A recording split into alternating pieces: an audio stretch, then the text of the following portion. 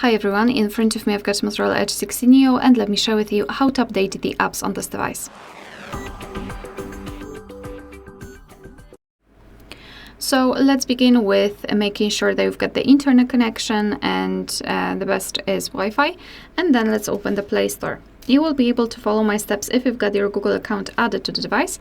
If not, you have to do it right now after entering the Play Store, or you can do it using the settings. You can check our tutorial of how to add or remove a Google account in this specific device. Here, sometimes your Google Play Store will ask you to enter the password also to verify the purchases. So let me quickly do it and I will come back in a sec. Alright, so here we've got our Play Store. This is what we will see after logging in. So now all you need to do is to tap on the circle in the right upper corner and tap on Manage Apps and Device. Then go to Updates Available, and this is the list of all updates pending, and now it depends what you wish to do. You can either tap on Update All, and your device will update all of the apps, or you can simply go through the list and just tap on Update next to it. So I'll pick this one, and this one.